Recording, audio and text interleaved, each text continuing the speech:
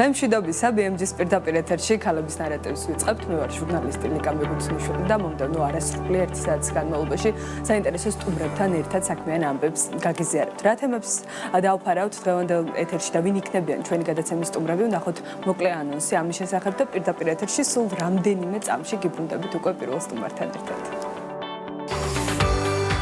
საქმიან კვირას და ხუთშაბათი დღის დასაწყის ქალების ნარატივით ვაგრძელებთ და BMG-ის გამორჩეულ ტელეპროექტში 18 დეკემბერს 11 საათსა და 30 წუთზე მასპინძლობთ ნათია კუპრაშვილს და ქრისტინე ჩიქოვანს. Save You არის უფასო აპლიკაცია, რომელიც შექმნილია უსაფრთხოებისთვის. იცოდე რა შეგიძლია გააკეთო, როცა საფრთხეს გრძნობ. ამ პლატფორმის დახმარებით უკვე 300 ქალის სიცოცხლის გადარჩენა მოხერხდა. როგორ შეიქმნა და რა მნიშვნელობა აქვს Save You-ს აპლიკაციას? როგორ უნდა გამოვიყენოთ იგი საჭიროების შემთხვევაში და როგორია სტატისტიკა? აღნიშნულ თემაზე ქალების ნარატივში ისაუბრებს ჟურნალისტიკის რესურს ცენტრის თავმჯდომარე ნათია კუპრაშვილი.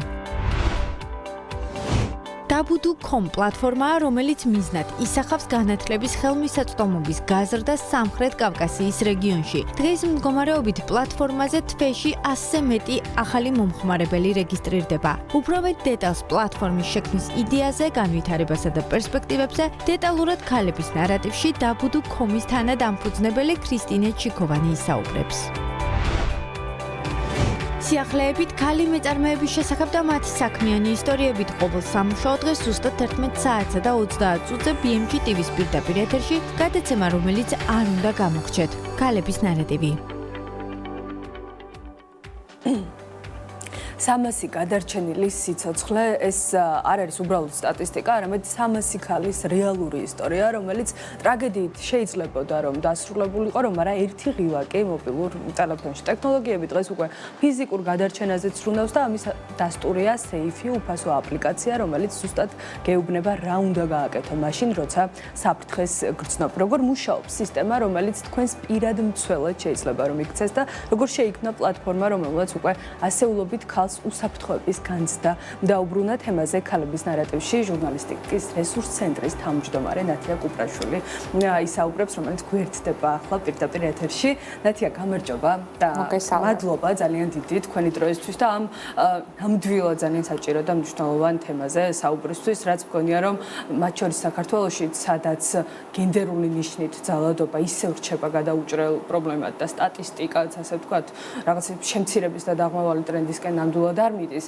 ამაზე საუბარი მგონია რომ კიდევ უფრო კრიტიკულად მნიშვნელოვანია. მოდი ავხსნათ, რას გულისხმობს Save You, შინაარსობრივად განვარტოთ და შემდეგ უკვე ტექნიკურ დეტალებსაც გადავართ. პირველ რიგში მართლა მადლობა, მნიშვნელობას უკვე გავუსვით ხაზი და ჩვენი მიზანი სწორედ ეს იყო, რომ შევკრებილიყავით გუნდი, ჯგუფი, რომელიც იქნებოდა შემდგარი როგორც პრაქტიკოსი ჟურნალისტებისგან, ისე აკადემიის წარმომადგენლებისგან, ჟურნალისტიკის მიმართულებით, რომ უფრო ახლოს გაეგოთ მათ შორის ამ აპლიკაციის შესახებ და ამის საშუალება მათ მისცათ ძალიან საინტერესო პროგრამა, Vice ქვია ამ პროგრამას, რომელიც ეხმარება ახლა Save You-ს განვითარებაში და ამ პროგრამას კი ამბობენ რომ რაღაცა შეწყვეტილა, მაგრამ ესე არ არის. სახელმწიფო დეპარტამენტი ამერიკის აფინანსებს სწორედ ამას, რომ ისეთ ქვეყნებში როგორც არის სომხეთი, საქართველო და სხვა ქვეყნებში, რომელსაც ასევე მოიხმარენ ამ აპლიკაციას და გვინდა რომ უფრო მეტ მაიცოდეს მის შესახებ, იყოს მხარდაჭერილი. და მეტი ქალი გადარჩეს, თქვენ თქვით რომ 300 ქალი გადარჩა და ეს რიცხვი სხვათა შორის არის უფრო სწორედ საქართველოსა და სომხეთზე, იმიტომ რომ ეს იყო ძირითადი გამოყენების ქვეყნები, თუმცა ამ აპლიკაციას სხვაგანაც გამოიყენებენ. ჩვენთან ეს აპლიკაცია ჩვენს ორგანიზაციასთან მოვიდა იმ კუთხით, რომ სწორედ ერევნის პროგრამაში, სადაც მონაწილეობას იღებდნენ ჟურნალისტები, ჩასმული იყო ეს აპლიკაცია, რომ უკეთ გაგვეგო რა აპლიკაციასთან გვაქვს საქმე. არის ქალების შექმნილი, ეს არავის არ გაუკვირდება ახლა, 3 ქალის შექმნილი აპლიკაცია, სადაც ტექნოლოგიები არის გამოყენებული იმისთვის, რომ ადამიანები გადარჩნენ. ვერ ვიტყვი რომ ხარ შეუძლია მამაკაცებსაც გამოიყენოს. რა თქმა უნდა, შეუძლია თუ კი ვინმე ფიქრობს, რომ თავი აქვს გადასარჩენი და ესეც ქვია ამ აპლიკაციას Save You, შეუძლია ნამდვილად გამოიყენოს ეს აპლიკაცია. მარტივად რო ვთქვა, იძლევა საშუალება რომ მყავდეს 3 საკონტაქტო პირი, რომელთანაც ერთ ღილაკზე ხელის დაჭერით ახდენ დაკავშირებას SOS შეტყობინებით და რაც თავარია მაშინ მეაზიარებს შენს ლოკაციას თუ სად იმყოფები რომ გადაგარჩინონ და აგრეთვე თუ კი შენეს გინდა აწარმოებს დაახლოებით 10 წუთის ჩაწერას პირველივე წამებში როცა კი რაიმე საფრთხე გემუქრება. რა თქმა უნდა ძირითადად ქალები რომლებიც არიან გადარჩენილი არ გაუკვირდებათ რომ არიან ძირითადად იყვნენ ახლობლების ან ოჯახის წევრების სავალდობის მსხვერპლები, მაგრამ არა მხოლოდ, ანუ ეს არ არის მაინც და მაინც, მაგალითად მეც ჩამოწერილი მაქვს აპლიკაცია და პირველი ნომერი ჩემი მეუღლის არის, რომ მასთან შევძლო დაკავშირება, იმიტომ რომ თუ კი როდესმე დამემუქრება საფრთხე, რომ სწრაფად მოხდეს გაზიარება, ხო? ანუ ეს არ არის მაინც და მაინც, რომ ეს სტიგმა აქვს ქალებს, სხვათა შორის ეს შიში, რომ აქვს აპლიკაციასთან დაკავშირებით ინფორმაცია, მაგრამ რაღაცა სტერეოტიპები უშლით ხელს მის გამოყენებაში. ამ დროს მართლა ძალიან მნიშვნელოვანი აპლიკაცია იმისთვის, რომ შენ არავინ იცის რა ყველას არავის უსურვებ რომ დადგეს ამგვარი საფრთხის წინაშე, მაგრამ ნამდვილად არის საშუალება იმის რომ სწრაფად მოახდინოს შეტყობინება საფრთხის თაობაზე და სწრაფად მიიღო მხარდაჭერა ამის თაობაზე. ხო, ეს მაინტერესებს, იმიტომ რომ აი როდესაც ხდებით ასე ვთქვათ გარკვეული ძალადობის მსხვერპლი, მაგ დროს გააჩნია ასე ვთქვათ თავდამსხმელის ქმედებებსაც, თუმცა ფიზიკური ქმედებები ეზღუდება მსხვერპლს ასეთ შემთხვევაში და შეიძლება ისე დაიბნეს რომ საერთოდ ვერ შეძლოს. აი რამდენად არის მარტივი გამოყენება და რამდენად არის შენიღბული რომ ესეც არ გახდეს აგრესიის რაღაცა მორიგი წყარო. კი, თუ ოჯახში ძალადობაა და ამის ინსტრუქტაჟიც აქვს ამ აპლიკაციას, ოჯახში ძალადობის შემთხვევებთან შედარებით თუ კი უნდა რომ დამალოს რომ ეს აპლიკაცია აქვს, აპლიკაცია იძლევა საშუალებას რომ მაგალითად აბსოლუტურად სხვა ტიპის სურათ ხატით, აიკონით ეგრეთ წოდებული იყოს ჩამოწერილი და ვერავინ არ მიხვდეს რომ ეს არის დახმარების აპლიკაცია და მართლა ერთ ღილაკზე არ არის ეს ესეთი სიტყვა, მართლა ერთ ღილაკზე დაჭერით შეიძლება რომ ეს შეტყობინება გაიგზავნოს, უბრალოდ შენ უნდა გქონდეს ჩაშენებული რომელ ნომრებზე გინდა რომ იყოს დაკავშირებული. ასევე უნდა ვთქვათ რომ მაგალითად სომხეთში პირდაპირ უკავშირდება მათ შორის იქაურ სწრაფი დახმარების, ანუ სახელმწიფო სამსახურს, იქაურ 112 შეგვიძლია ასე ვთქვათ, საქართველოში ასევე თუ გინდა 112-საც დაუკავშირდება, რა თქმა უნდა ეს აპლიკაცია. და ეხმარება ნამდვილად სამართალდამცავ ორგანოებსაც ირეაგირონ თუ კი რამე საფრთხე გემუქრება. მაგრამ მართლა შენიღბის საშუალებას იძლევა. აქვს გარკვეული შეზღუდვები, ჩვენ ამაზეც ვისაუბრეთ ერევანში, როცა ვიყავით ჟურნალისტებთან და აკადემიის წარმომადგენლებთან ერთად, ქონდა საშუალება, რომ აი თვითონ ამ გუნდიდან სამი ქალის შემქმნელისგან გვესაუბრა, რას და როგორ აპირებენ მომავალში, იმიტომ რომ საქართველოს შემოსულია 20-22 წლიდან საფარმა შემოიტანა და ეხლა უკვე როგორც გითხარით, ეს YC-ის პროგრამა ავითარებს სხვადასხვა მიმართულებით. სომხეთშიც, ანუ 4 წელი არაფერი არ არის ასეთი ტიპის სტატისტიკის დასაგროვებლად და რომ წარმოიდგინო რა ტიპის ისტორიები შეიძლება იყოს მათ უკან. ეს მონაცემებს აგროვებს, ხო, რომ შემდეგ იდენტიფიცირება მოხდეს, მათ შორის სტატისტიკის დონეზეც, აი ძირითადად რა შემთხვევებთან გვაქვს საქმე და კი, ესეც ვიკითხეთ, როგორც გვითხრეს თვითონ აპლიკაციის მფლობელებმა, მმართველებმა, 300 ქალი ეს არის დადგენილად გადარჩენილი ქალი, თუმცა რა თქმა უნდა დახმარება უფრო მეც დახმარებისთვის უფრო მეც გამოუყენებია ეს აპლიკაცია. 1000-ობით მომხმარებელი ყავს, მაგრამ როგორც თქვით, სასურველია უფრო მეტმა გამოიყენოს. შეზღუდვების კუთხით აქვს მაგალითად და ვუთხარით კიდეც ამის თაობაზე და გვითხრეს რომ ფიქრობენ ამ მიმართულებით განვითარებას ინტერნეტის გარეშე არ მუშაობს და ძალიან რადგან ჩვენ ვიცით რა ხდება საქართველოში განსაკუთრებით მოწყვლად ჯგუფებში და ქალებში რომელსაც შეიძლება საფრთხე ემუქრებოდეს აქ შეიძლება არ ქონდეთ იმ წუთას ინტერნეტი და ვერ შეძლონ დაკავშირება და იმედია ოფლაინ გამოყენების კუთხითაც იქნება რამე ნაბიჯები გადადგმული მაგრამ ჯერჯერობით ყველა მაინც არ იყენებს ისე როგორც შეიძლება ამ აპლიკაციის გამოყენება საერთოდ ჩვენ ბევრი ანუ ის რომ ჩვენ დღეს ამაზე ვსაუბრობთ გვაქვს გადაცემები ძალიან მნიშვნელოვანი მგონია იმიტომ რომ სტატისტიკა თქვენც ახსენეთ როგორია ძალიან უცნაური იყო ის რომ აი რატომ მოხდა თქვა სომხეთში თქვა ამის შექმნა რატო არის ასეთი გამოყენება საქართველოში ძალიან აქტიური გამოყენება აქვს საქართველოში და იქაც ერევნის შეხვედრებზე გავიხსენეთ ყველამ რომ პრინციპში თუ დაუკვირდები და ჩვენც ეს გვინდა რომ ჟურნალისტებმა მეტი კონტენტი აკეთოს ამის შესახებ ზოგადად როგორ შეგვიძლია პრევენცია ქალების მიმართ ძალადობაზე და როგორ შეგვიძლია ქალების გადარჩენა და მაშინაც თქვით რომ ჩვენი პირველი მე ვიტყოდი ჟურნალისტური ნაწარმოები კი ამბობენ რომ ლიტერატურულია მაგრამ სწორედ ქალის მიმართ ძალადობას ეხება შუშანიკის წამება გვაქვს ხედველობაში და გარკვეულწილად ასახავს ამ ორი ერის თანაცხოვრების ტრადიციას ხო ეს ჩემთვის მართლა ჟურნალისტური ნაწარმოებია დეტალურად ჟურნალისტური ნაწარმოები არის მომხდარი ფაქტები აღწერილი მათ შორის ტექსტურად ხო და მასობრივი ინფორმაციით გავრცელებული და ეგ იყო სწორედ მასობრივი ინფორმაციის საშუალება სწორ მხოლოდ ეგ იყო.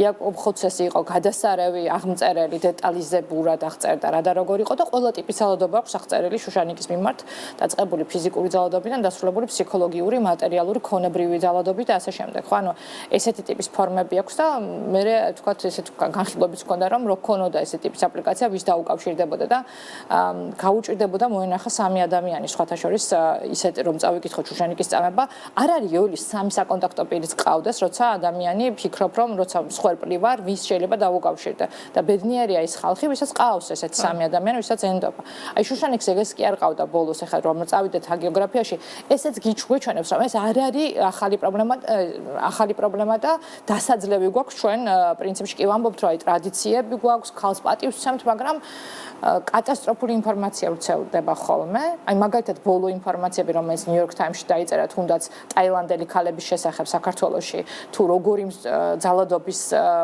მსხვერპლები ყოფილან და ჩვენ რთულად გავიგეთ ამის შესახებ თუმცა 10 თვის წინაც აშუქებდა ქართული მედია მას შემდეგ რაც ტაილანდურ მედიაში გავიდა პირველი ცნობები ქალების მიმართ ძალადობის თაობაზე ხო მაგრამ ეს პრობლემა ძალიან მრავალმხრივია ჩვენ ქვეყანაში და ძალიან ბევრს სჭირდება მხარდაჭერა და დახმარება. ამიტომ გვინდა რომ ცოტა მეტი თუ კი რამე სიახლე იქნება, თუ კი რამე ახალი საშუალება გაჩნდება, რომ გადარჩნენ ქალები და პირიქით არ დადგნენ ამგვარი საფრთხეების წინაშე, ეს გვინდა რომ ერთად ვაკეთოთ. და განსაკუთრებით მაშინ, როდესაც ასე ვთქვათ, თუნდაც ემპათიის კუთხით კიდევ გამოწვევად რჩება ის, რომ რაღაცა სხვის ოჯახში მომხდარ თუნდაც ძალადობაზე შენ რატო უნდა ჩაერიო, ესეც რაღაცა ფესვგადგმულია და აი ბარიერები რომ ახსენეთ დახმარების ნაწილში. კი, ფესვგადგმული რომ არის, აი ესეც ეხა იგივე ნაწარმოებს რომ დაუბრუნდეთ იქაც იგივე პრობლემებია, რომ ოჯახში ამ ადამიანს არავინ არ ეხმარებოდა და ამიტომაც მან ისე საბოლოო ჯამში თვითონაც კარგად დაარტყა ჯოჯიქს რაც უნდა დაერტყა ხო ასთან.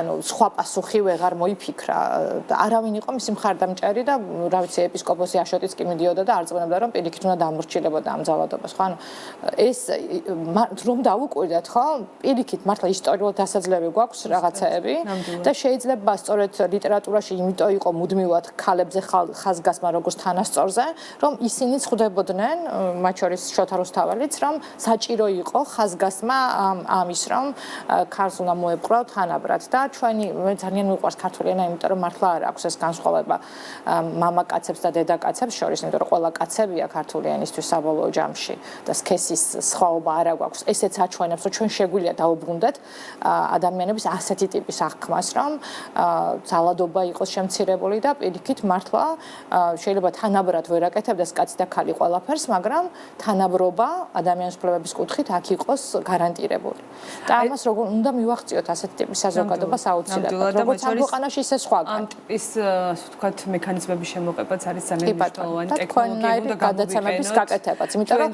ერთ-ერთი სხვათა შორის ჩვენ რაც ვისაუბრეთ იქ და რაზეც შევთანხმდით აკადემიური წრეები და ჟურნალისტები ერევანში და ამიზნით ვიყავით ჩასული რომ გვემსჯელდა ერთად სომეხ კოლეგებთან ერთად რა ნაბიჯებია გადასადგმელი გარდა თქვათ ასეთი ტიპის აპლიკაციებისა მათი გაშუქებისა და ასე შემდეგ. მათ შორის თუნდაც იმ ნაწილში რომ აი რაც შეიძლება ფართოდაფარვა იყოს რეგიონებშიც მივაწვდინოთ რომელიც შეიძლება არც გადაცემას უყურებენ არც ინტერნეტზე აქვს წვდომა და რეალურად არის მაგრამ გეტყვით ერთი რაც ითქვა არის რომ ძალიან დიდი მნიშვნელობა აქვს არსებობდეს ესეთი მედია პროდუქტები რომელიც ქალს აჩვენებს არა როგორც მსხვერპლს არამედ როგორც შემდგარ პიროვნებას რომელსაც აქვს იდეები, აკეთებს ძალიან საინტერესო საქმეებს და მაგალითად მოყავდა თქვენი გადაცემა. ამიტომ ამბობ, რამდენად მნიშვნელოვანია, რომ გქონდეს ისეთი თუნდაც სახელწოდების გადაცემა, როგორც არის ქალების ნარატივი, სადაც ქალებს შეუძლიათ ისაუბრონ საკითხებზე, რომელიც მათ აინტერესებთ, აწუხებთ, რაზეც მუშაობენ, რაშიც წარმატებულები არიან. და ეს არის ძალიან სწორი მიდგომა. სომხეთში არ არის ესეთი ნიშნული პროგრამა და შეიძლება იყოს მაგალითად გამოცდილება გაზიარებული, ამას ვაკეთებდით კიდეც.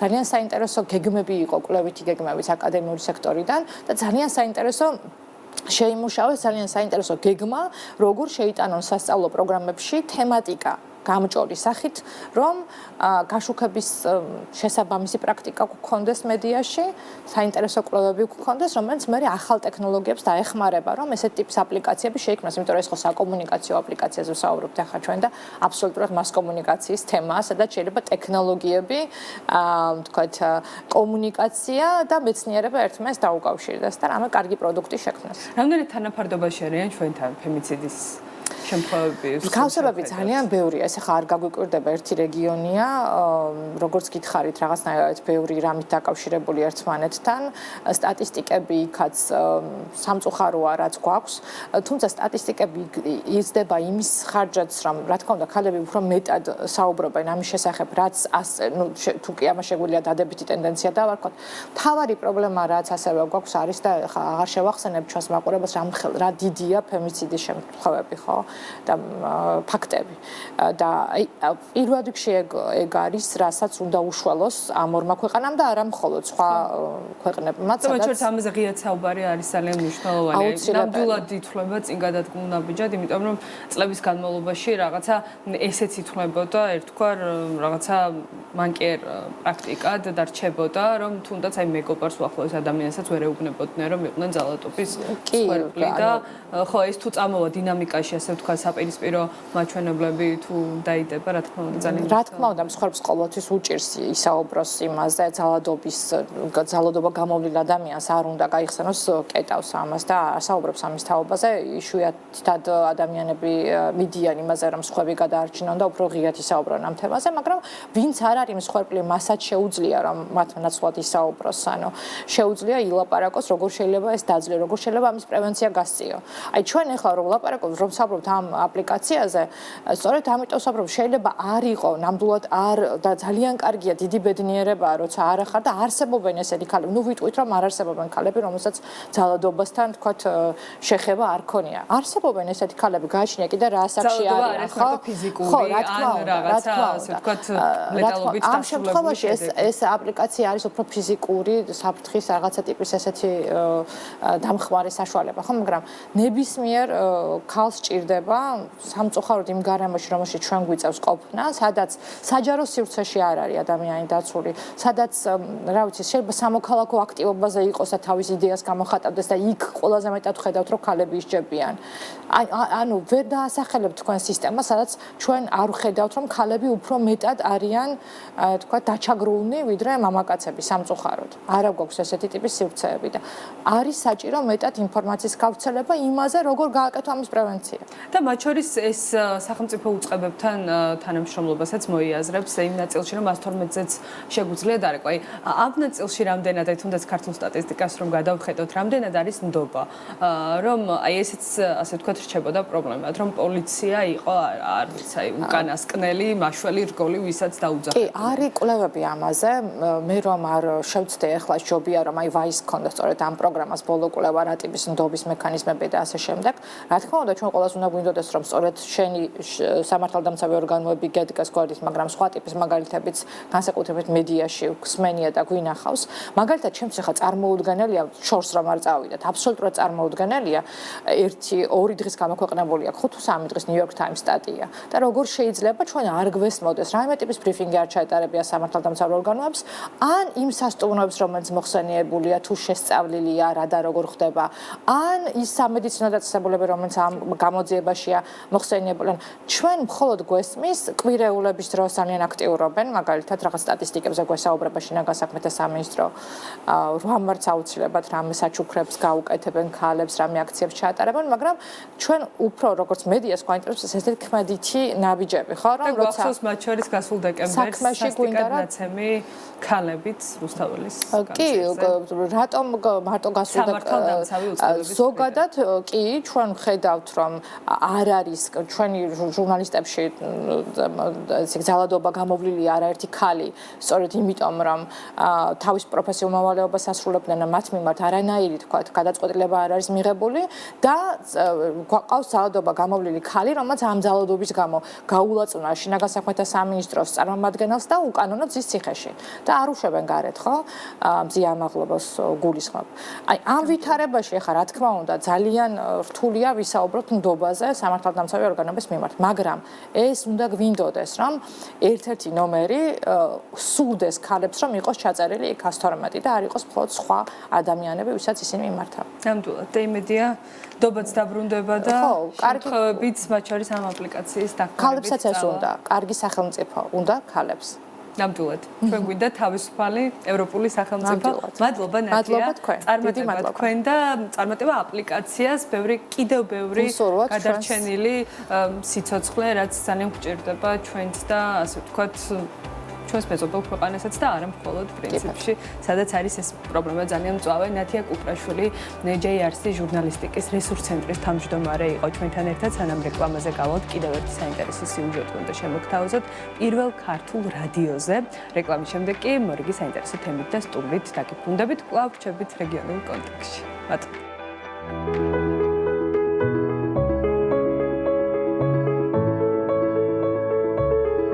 GIG დავით ბეჟუაშვილის განათლების ფონდი და ბიზნეს მედია საქართველოს წარმოგიდგენთ. რას გვიყვება დრო?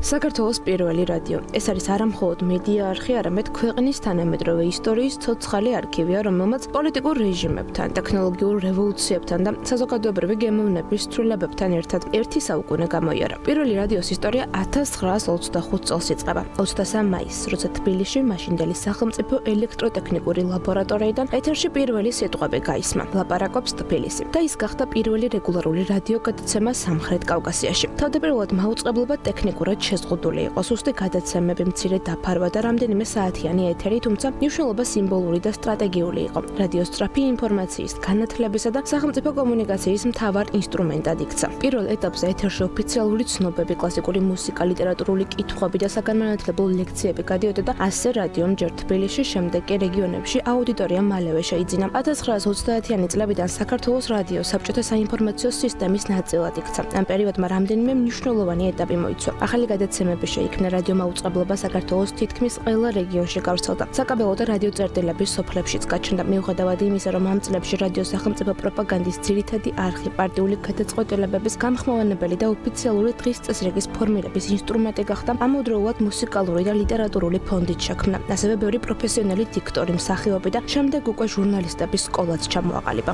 მეორე მსოფლიო ომის დროს რადიო მოსახლეობისთვის სასიცოცხლოდ მნიშვნელოვანი ინფორმაციის მთავარი წყარო იყო, საიდანაც არა მხოლოდ ფრონტის ცნობები და შეტყობინებები, არამედ მორალური მხარდაჭერაც მოდიოდა. საქართველოს დამოუკიდებლობის გამოცხადების შემდეგ კი პირველი რადიო სრულიად ახალ რეალობაში აღმოჩნდა. ძირითადი გამოწვევები მაინც ფინანსური კრიზისი, ტექნიკური ბაზის მოძველება, ელექტროენერგიის დეფიციტი და საინფორმაციო ქაოსი, ანუ პოლიტიკური პოლარიზაცია გახდა. მიუხედავად ამისა, რადიო ეთერში დარჩა და ხშირად მოსახლეობისთვის ერთადერთი სტაბილური საინფორმაციო წყარო იყო. ამ პერიოდში ეთერში პლურალისტური დისკუსიები, პოლიტიკური დებატები და საზოგადოებრივ საკითხებზე სამსჯელო გადაცემები გამოჩნდა. 2004 წელი მნიშვნელოვანი გარდატეხის ეტაპი იყო. საქართველოს საზოგადოებრივი მაუწყებელი დაარსდა, რომლის შემადგენლობაში პირველი არხი და საქართველოს პირველი რადიო შევიდნენ. თანამედროვე ეპოქამ და ციფრული სამყაროს განვითარებამ კი ცხადია მისი სრულიად განსხვავებული ფორმირება დაიწყო. ონლაინ სტრიმინგი, სოციალურ მედიაში, არქივის ციფრულ ფორმატში გადატანა, მობილური აპლიკაციები, პოდკასტების განვითარება. რეალურად დღეს რადიო მხოლოდ FM სიხშირე არაა, არამედ მრავალპლატფორმიანი მედია, რომელიც აუდიტორიის ეთერში,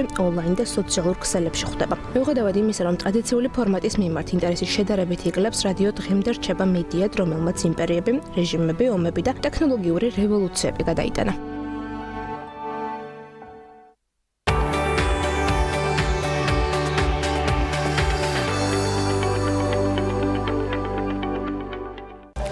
განათლება საზღვრების გარეშე. ეს ფრაზა ხშირად გვესმის, თუმცა სამხრეთ კავკასიის რეგიონში რეალური ხელმისაწვდომობა ჯერ კიდევ რჩება გამოწვევად. სწორედ ამ ბარიერის გარღვევას ემსახურება dabudum.com პლატფორმა, რომელიც რეგიონს ახალი ცოდნის მიღებისთვის აერთიანებს. შედეგი უკვე ხელშესახებია, ყოველთურად 100-ზე მეტი ახალი მომხმარებელი, რომელიც განვითარებას ირჩევს. როგორია ქართული სტარტაპის რეგიონული ამბიცია და განვითარების გეგმები, თემაზე ვცლად და დეტალურად dabudum.com-ის თანადამფუძნებელი ქრისტინე ჩიქოვანი გვერდდება და საქმიან ამბებს სწორედ მისგან მოვისმენთ. ქრისტინე, გამარჯობა. მადლობა ძალიან დიდი თქვენი დროისთვის და გილოცავთ, ასე ვთქვათ, ასეთი მნიშვნელოვანი წამოწყების მადლობა პირველ რიგში მოწვევისთვის და დაინტერესებისთვის და იმისთვის, რომ ამ პლატფორმის ინფორმაციის მიწოდებაში გვეხმარებით. მოდი ავუხსნათ ჩვენს მაყურებელს, რას გულისხმობს ეს პლატფორმა, იმიტომ რომ ამ ასე ვთქვათ მიმართულებით თითქოს ძალიან ბევრი საგანმანათლებლო პლატფორმაა, თუმცა აი რა იყო ის ნიშა, რაც თქვენ დაიჭირეთ ამ ბაზარზე და რითაც რაღაცნაირად ვაკუუმიც ამოავსეთ. ხო, ვცდილობთ რომ ვაკუუმი ხო, აი რა ვაკუუმი ჯერჯერობით ძალიან ბევრი სამუშაო არის, ვერ ვიტყვი ეს ამბიციები გვაქვს, მაგრამ ესე რომ ვერ ვიტყვი რომ ეხლა ჩვენ ვაკუუმი ამ ეტაპზე ამოვსებული გვაქვს, მაგრამ გვინდა რომ ჩვენი მიზანი ეგ არის, რომ ჩვენი სიტყვით ვთქვათ და დავეხმაროთ მთლიან არა მარტო საქართველოს, მთლიან სამხრეთ კავკასიის რეგიონს, რომ მეტი შესაძლებლობები, საკუთარ თავში იპოვონ მეტი შესაძლებლობები და გამოიყენა. პლატფორმის თავარი მიზანი თავიდანვე იყო, რომ კომბინაციაში გქონოდა როგორც განათლება, კურსების გავლა და უნარების განვითარება, რაც მსოფლიო ბაზრისთვის არის მოთხოვნადი და არა მარტო საქართველოში და პლუს ამასთან ერთად დავხმარებოდით თუ როგორ დაიწყონ მუშაობა საზღვრებს გარეთ და არ აქვს მნიშვნელობა ლოკაცია სად იქნები და როგორ უნდა გაარღვიო მარტივად ეს სივრცე და როგორ შეხვდნენ მომზადებულები უცხოელ დამსაქმებლებს. სწორედ ეს არის ის, რამაც ჩვენ მოგვცა мотивация, რომ ხალხს დავუგეგმოთ თლიანად, არა მარტო კურსები გაიარონ ჩვენთან, არამედ როგორ დაიწყონ ნულიდან და მივიდნენ დამსაქმებლებამდე. როგორ შექმნან სწორი რეზიუმე, როგორ დაწერონ სწორად სამოტივაციო წერილი, ისე რომ დააინტერესოს პოტენციური დამსაქმებლები, ანუ სრულ ციკლს გადის თქვენთან ერთად. არა მარტო მხოლოდ ეგ, გარდა ამისა, დავეხმარებით საკუთარ თავში აღმოაჩინონ ის უნარები და შეაფასონ საკუთარი თავი როგორც პოტენციური სამუშაო ძალა მსოფლიო ბაზრისთვის და გარდა ამისა აღმოაჩინონ ის უნარები თუ რომელი პროფესია შეესაბამება მას. არ არის მხოლოდ ისე რომ მე მაგალითად რაღაცა ციფრული მარკეტინგის სწავლა მინდა, შეიძლება მისთვის პროგრამირება იყოს ან თუნდაც სხვა მიმართულება უფრო რელევანტური მისი უნარების შესაბამისად და ამ ყველაფრის დაგეგმვაში დავეხმარებით იქნება რა თქმა უნდა ძალიან ბევრი ფსიქოლოგიური და არაფსიქოლოგიური ფაქტორები ჩართული, რითაც შევძლებთ ამ ყველაფრის ანალიზს და მე უკვე ჩვენი მხრიდანაც იქნება შეთავაზებები, რომ აი რა არის ბაზარზე მოთხოვნადი, თქვენ რა უნარები გაქვთ და რამდენი დრო დასჭირდება იმისთვის, რომ მივიდნენ კონკრეტულ ბაზრამდე. აი როგორ მუშაობს ეს მექანიზმი, ქრისტინე, უკეთ რა ავუხსნათ ჩვენს მაყურებელს, თქვათ მე ვარ პოტენციური, ასე ვთქვათ, სამუშაოს მაძიებელი და როგორ უნდა მოგაწოდოთ ჩემზე სრულყოფილი ინფორმაცია, ასე ვთქვათ, ეს გასაუბრებას გავდივართ, ვავსებ ტესტებს თუ რა ფორმით ხდება? პირველ რიგში ჯერჯერობით გვაქვს ფორმა, რომელსაც შეავსებენ და იქნება რამოდენი ძალიან ბევრი კითხვა დასმული, გამოცდილებაზე ქონდათ თუ არა, ანუ გამოცდილება სტუდენტები არიან თუ არიან ადამიანები, რომლებიც უკვე მუშაობდნენ, მაგრამ იცვლიან სრულად პროფესიას, მერე იქნება უკვე გასაუბრება და შესაბამისად რამოდენიმე ტესტის გავლაც მოუწევთ, რომ ჩვენ სრულყოფილი სურათი მივიღოთ, ანალიზი გავაკეთოთ და შესაბამისად მერე უკვე დავეხმაროთ დაგეგმაში თავიანთი კარიერის. კი ბატონო და ასე მეტი ადამიანი, რომელიც ყოველთვიურად გიერთდებათ, რა პერიოდში დაგროვდა ეს მაჩვენებელი? რამაც სისტემური სახე მიიღო. რა გითხრათ, პლატფორმაზე მუშაობა დავიწყეთ დაახლოებით 2 წლის წინ. აი ეს ორივე ვართ full time-ზე, ანუ სრულ განაკვეთზე მუშაობთ და გაგვიჩნდა იდეა და მოდი ხوار გავაკეთოთ და რაც დრო თავისუფალი დრო ქონდა, ამაზე მუშაობდით.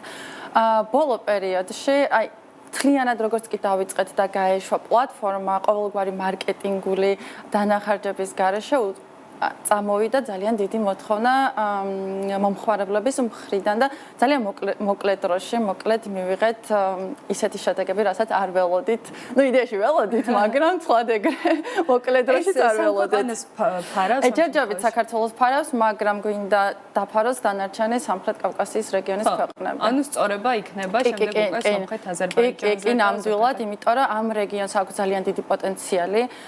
გარდა ამისა, ამ რეგიონში ვინც ცხოვრობთ, ჩვენი უნარები არ არის ესე რომ ვთქვათ ცნობილი მსოფლიო ბაზრისთვის და გვინდა რომ ყველამ გაიგოს და ასევე ყველას მივცეს შესაძლებლობა რომ თავიანთ თავში იპოვონ ის უნარები, რაზეც მანამდე არ უფიქრიათ.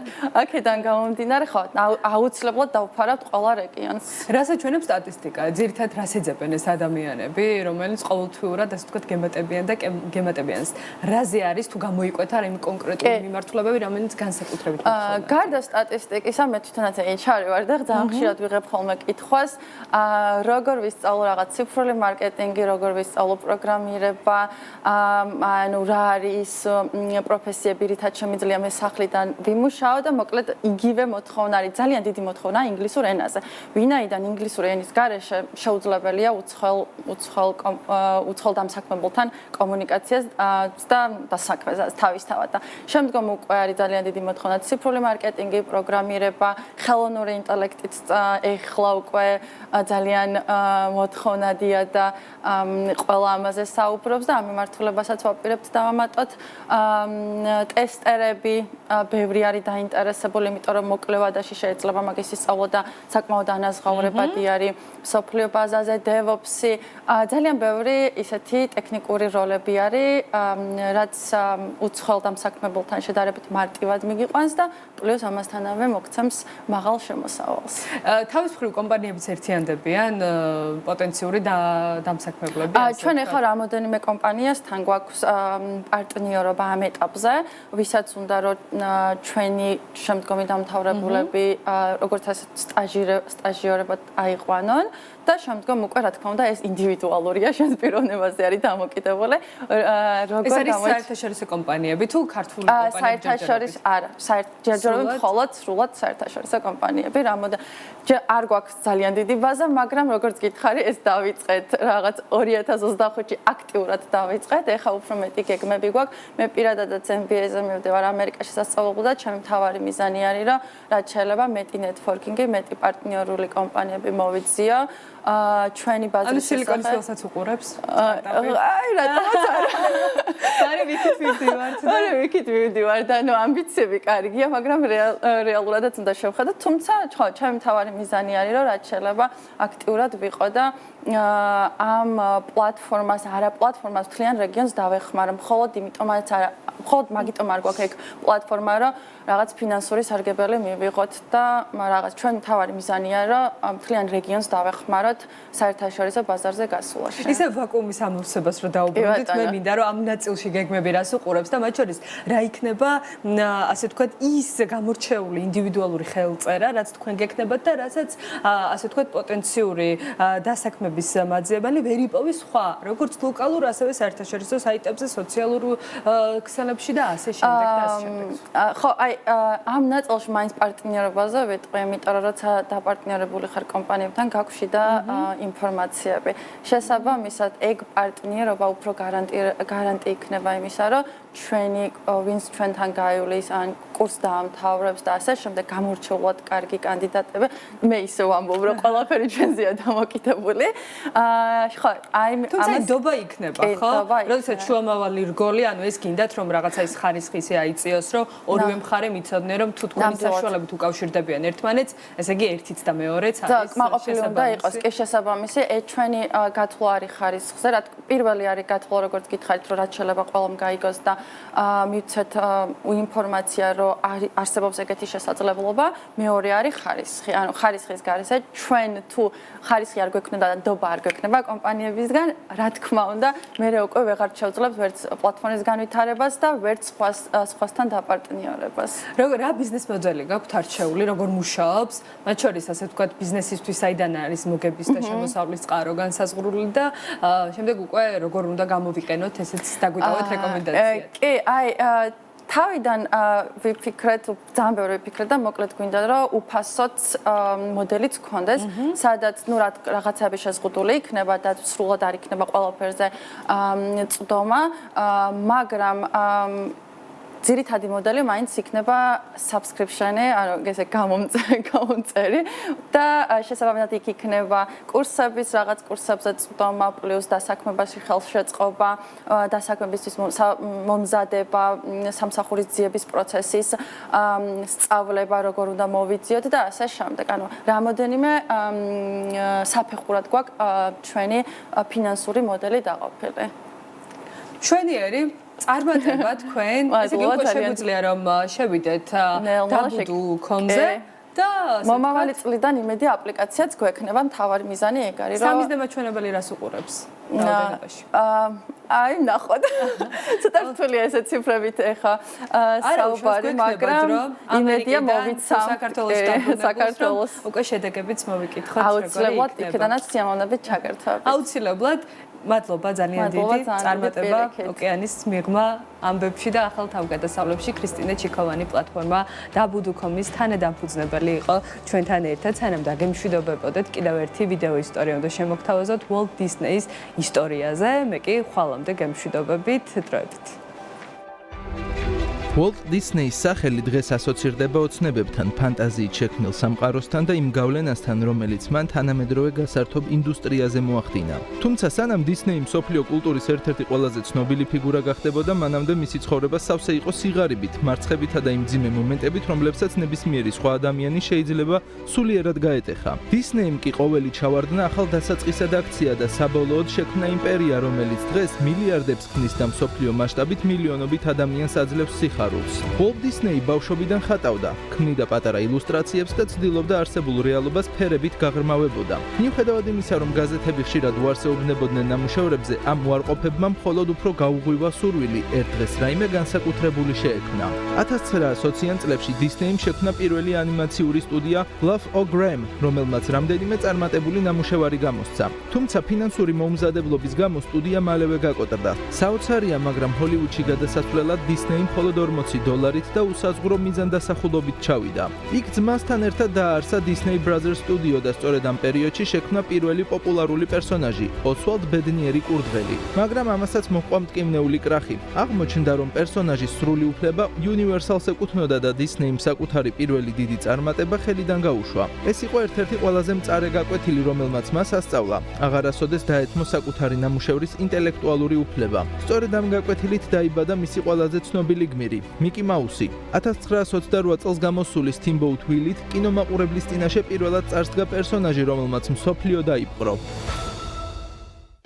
ამ წარმატების შემდეგ Disney-მ სულ უფრო გაბედული იდეების ფრთაშესხმა დაიწყო. 1927 წელს მან გამოუშვა ისტორიაში პირველი სრულმეტრაჟიანი ანიმაციური ფილმი „ფიფქია და 7 ჯუჯა“. ინდუსტრიის სერიოზული წარმომადგენლები ამ პროექტს Disney-ის სიგიჟეს უწოდებდნენ, რადგან არავის ჯეროდა, რომ ხალხი საათნახევრიან ანიმაციას უყურებდა. შედეგმა კი ყველაფერი შეცვალა. ფიფქიამ შემოსავლებით რეკორდი მოხსნა და Disney ანიმაციის უდავო ლიდერად აქცია. ამ ფილმის წარმატებამ კომპანიას მისცა საშუალება დაეფინანსებინა ახალი სამუშაო ბაზები და სტუდიო ინფრასტრუქტურა. ისტორიული მონაცემებით ფიფქია და 7 ჯუჯას საწყისი შემოსავლები $8 მილიონამდე იყო და სწორედ ამ შემოსავალით Disney-მ განახორციელა მნიშვნელოვანი ინვესტიცია დამატებით ზრდაში. 1950-იან წლებში Walt Disney-მ კიდევ შექმნა იდეა, რომელსაც ყველა უბრალოდ შეუძლებლად მიიჩნევდა. გასართობი პარკი, სადაც ანიმაციური სამყარო რეალურ გარემოდ იქცეოდა. ინვესტორები ამ პროექტს დიდი რისკის გამო უარყოფდნენ, მაგრამ Disney-მ საკუთარი სტუდიის მომავალი მოგებაც დადო დაფინანსებისთვის. 1955 წელს Disneyland-ი გაიხსნა და პირველივე წელს მილიონობით ადამიანის საყვარელი ადგილი გახდა. ეს იყო მომენტი, როდესაც Disney-მ არა მხოლოდ პერსონაჟების, არამედ მთლიანად გართობის სამყაროს ფორმა შეცვალა. დღეს მსოფლიოში მოქმედებს 6 ოფიციალური Disney კურორტი, რომლებიც ქმნიან 12 თემატურ პარკს. ეს პარკები ერთობლივად ქმნიან გლობალურ ქსელს, რომელიც არა მხოლოდ უსასრულო გასართობის სამყაროა, არამედ მაღალმოგებიანი ეკონომიკური ძრავაც. Disney-ის პარკების ბიზნესის ფინანსური ისტორია მოწმობს სწრაფ და სტაბილურ ზრდას. თუ 2000-იანების დასაწყისში Disney-ის პარკების წლიური შემოსავალი 10-15 მილიარდის ფარგლებში მერყეობდა, ბოლო წლებში განსაკუთრებით პანდემიის შემდეგ მაჩვენებელი მკვეთრად გაიზარდა. დღეს Walt Disney Parks Experience and Products სეგმენტი აგენერირებს $30-34 მილიარდ მეტ წელიწადში, რაც კომპანიას უდიდეს ფინანსურ საყრდენს აძლევს იმ დროს, როცა სტრიმინგისა და მედია სეგმენტებში ნახტომიანი ცვლილებები მიმდინარეობს. Disney-ის პარკების წარმატება ეფუძნება არა მხოლოდ ბრენდის ძალას, არამედ მუდმივ ინვესტიციებსაც. ბოლო წლებში კომპანიამ მილიარდობით დოლარი დახარჯა ახალი ზონების შესაქმნელად: Star Wars Galaxy's Edge, Avengers Campus, ავატარის სამყარო და სხვა. ეს განახლებები იმდენად მასშტაბურია, რომ პრაქტიკულად ახალი პარკების გახსნას უტოლდება. რაც შეეხება მომავალს, დისნეი ოფიციალურად არ ადასტურებს სრულიად ახალი პარკების მშენებლობას, თუმცა ხშირად განიხილება სამხრეთ ამერიკა, განსაკუთრებით ბრაზილია, როგორც ახალი დისნეილენდის პოტენციური მასპინძელი.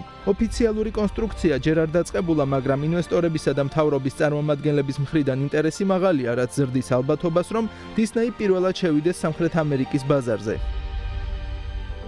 1966 წელს უოლტ დისნეი გარდაიცვალა, მაგრამ იმპერია, რომელიც მან შექმნა, დღემდე მრავალმილიარდიან ბიზნესად რჩება. დღეს The Walt Disney Company წარმოადგენს მრავალმილიარდიან დივერსიფიცირებულ გლობალურ კონგლომერატს, რომლის მთავარი ფინანსური ნიშნულები მიუთითებს როგორც საოპერაციო სიმძლავრეზე, ასევე აქტივების მასშტაბურ ბაზაზე. კომპანიის ოფიციალური წლიური ანგარიშის და კორპორატიული გამოქვეყნებული შედეგების თანახმად 2024 ფინანსურ წელს დისნეის მთლიანმა წლიურმა შემოსავალმა 91.3 მილიარდი დოლარი შეადგინა. ხოლო 2025 ფინანსურ წელს უკანასკნელი ანგარიშის მიხედვით შემოსავალი გაიზარდა დაახლოებით 94.4 მილიარდამდე. აქტივების ზომითაც დისნეი დღეს არანაკლებ შთამბეჭდავია. საბალანსო ანგარიშითა და ფინანსური პლატფორმების მიხედვით კომპანიის ძირითადი აქტივების ჯამურმა მოცულობამ 2024 წელს 196 მილიარდი დოლარი შეადგინა, რაც მიუთითებს ძლიერ კაპიტალურ ბაზაზე. ეს არის სტუდიები, ინტელექტუალური საკუთრება, პარკების და ინფრასტრუქტურის მონაცემები, ტელე და სტრიმინგის პლატფორმების ხარჯები. 2006 წელს ორგანიზაციამ Pixar-ი და 2009 წელს Marvel-ი შეიძინა, რომელშიც 4.2 მილიარდი დოლარი გადაიხადა, ხოლო 2017 წელს ისტორიაში ერთ-ერთი უდიდესი შესყიდვა განახორციელა, როდესაც 21st Century Fox-ში 42 მილიარდი დოლარი გადაიხადა. Walt Disney-ის ისტორია იმის მტკიცებულებაა, რომ მარცხი შეიძლება იყოს არა დასასრული, არამედ დასაწყისი, რომ ოცნება, რომელიც ბავშვობაში ჩნდება, შეიძლება ერთ დღეს იმპერიად გადაიქცეს და რომ ადამიანი, რომელიც არ ნებდება, ერთხელ აუცილებლად იპოვის გზას იქ, სადაც ხვები კედელს ხედავენ. Walt Disney-ის ცხოვრების გზა სიღარიბიდან მსოფლიო აღიარებამდე დღესაც რჩება ერთ-ერთ ყველაზე შთამაგონებელ ამბად. ისტორია იმისა, თუ როგორ შეუძლია ერთი ადამიანის დიდ ოცნებას მთელ მსოფლიოში მოახდინოს გავლენა.